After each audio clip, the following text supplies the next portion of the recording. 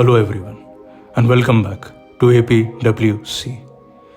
With the release of Furiosa, a Mad Max saga, I decided to rewatch Mad Max Fury Road after almost 9 years of its release. So without wasting any time, let's begin. Ready.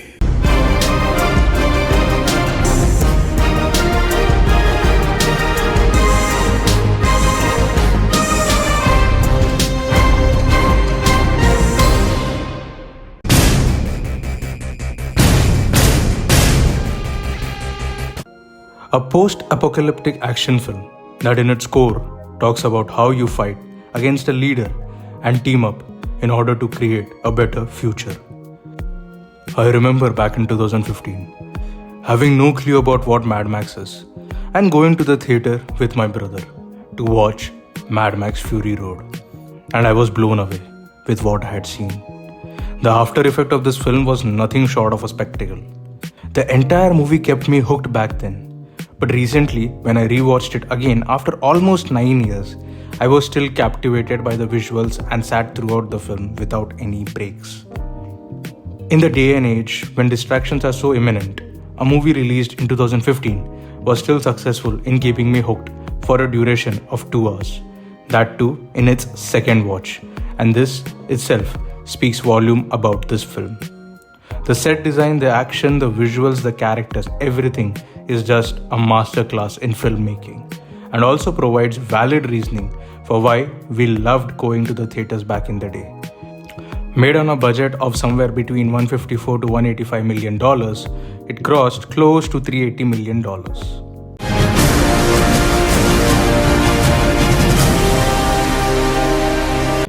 Tom Hardy as Max Rokitansky was such a raw character. It was initially played by Mel Gibson in 3 films, but we will talk about that in the next segment. This was also the time in Tom Hardy's career when he was covering his face with masks, whether it was Bane in Dark Knight Rises, Max in Mad Max Fury Road, or as Farrier in Dunkirk. I think after Uma Thurman in Kill Bill and Angelina Jolie in Tomb Raider, if there is someone who looked badass in a film, then that award surely goes to Charlize Theron.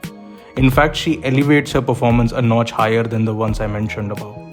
She legit shaved her head for the role of Furiosa, and as a result had to wear a wig for a role in A Million Ways to Die in the West. That's what dedication is, and it bloody deserves a salute. Nicholas Hoult, who plays Nux, was such an interesting and well-written character. The way he changes sides when he realizes his mistake was showcased beautifully. Also, fun fact, he will be playing Lex Luthor in James Gunn's Superman, releasing in 2025. It will be interesting to see what he brings to the table under James Gunn's supervision. Hugh Keys Bryan, who plays Immortan Joe, also played the character of Toe Cutter in the first Mad Max film, and both these characters are scary and dangerous as antagonists. Nathan Jones, the 6 feet 10 inch beast, played Rictus Erectus, and he does look great in such a huge landscape. If you all remember, he had played the role of Boreas in Troy.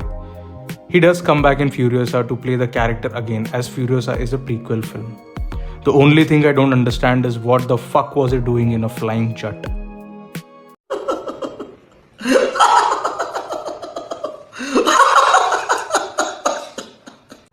Rosie Huntington-Whiteley, Zoe Kravitz, Riley Keough, Abby Lee, and Courtney Eaton, who play Immortan Joe's wives and breeders, are showcased so beautifully. They are not just pretty faces, but also become a part of the action.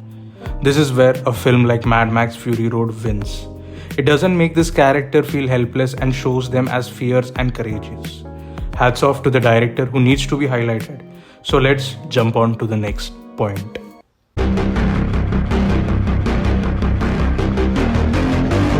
George Miller can be considered as one of the craziest filmmakers to create something like Mad Max Fury Road, which a lot of filmmakers might not dare to. Steven Soderbergh, the director of Ocean's Trilogy and Magic Mike, said, "I couldn't direct 30 seconds of that. I would put a gun in my mouth. I don't understand how George Miller does that. I really don't. And it's my job to understand it. I don't understand 2 things. I don't understand how they are not still shooting that film, and I don't understand how hundreds of people aren't dead. Well, that's an interesting way to compliment George Miller. Also, Robert Rodriguez, who has directed Sin City, Desperado, and From Dusk Till Dawn, asked Miller after some footage was screened at SXSW Film Festival, "How the hell did you film that?" And that was the exact question I had while watching the film. He directed Mad Max, Mad Max 2, and Mad Max Beyond Thunderdome, all of them starring Mel Gibson in the titular character Max. I haven't watched all of these films, and when I do, I'll surely talk about them, but the most amazing thing is that after all this, he went on to direct Happy Feet and Happy Feet 2. भाई साहब ये किस line में आ गए आप? Film line में? I'm guessing it was some kind of a palate cleanser. Mad Max The Wasteland, a working title for the sequel, has its development and production hanging on the success of Furiosa, which surprisingly hasn't performed similar to Fury Road. But the response to Furiosa has been solid and positive. I'm eagerly waiting and genuinely excited to see what magic and mayhem Miller has created this time. Now, it's time for some trivia.